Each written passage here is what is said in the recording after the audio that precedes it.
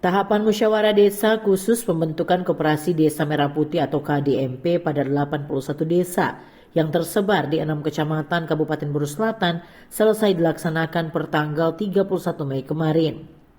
Kepala Dinas Koperasi Buru Selatan Arwan Wali yang dikonfirmasi mengatakan, progres dari musyawarah desa khusus pembentukan Koperasi Desa Merah Putih rata-rata di setiap desa melaksanakan voting, kendati beberapa desa ada yang melakukan pemilihan secara aklamasi sesuai kesepakatan forum.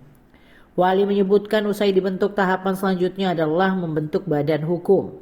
Dari 81 desa sudah sekitar 50% desa yang telah mendaftar ke notaris. 15 desa diantaranya telah menyelesaikan administrasi dan sudah diupload agar berbadan hukum sementara, sebagian desa masih dalam tahapan perbaikan dokumen.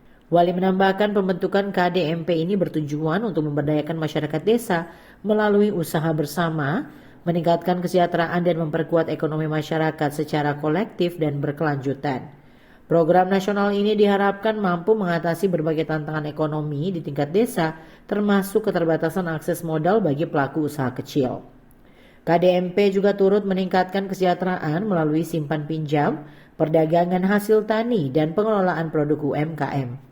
Selain itu, KDMP turut mendorong kemandirian ekonomi desa, meningkatkan ketahanan pangan nasional, menciptakan lapangan kerja, menekan inflasi, meningkatkan inklusi keuangan, sekaligus menjadikan desa sebagai pilar pembangunan ekonomi menuju Indonesia Emas 2045.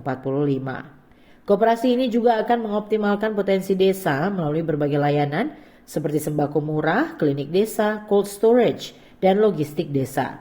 Terkait program ini, pemerintah daerah Buru Selatan berkomitmen untuk terus memberikan pendampingan dan dukungan penuh agar berjalan optimal dan memberikan dampak positif bagi masyarakat. Dari Namrole, kontributor TVRI, Ernest Jawa, melaporkan.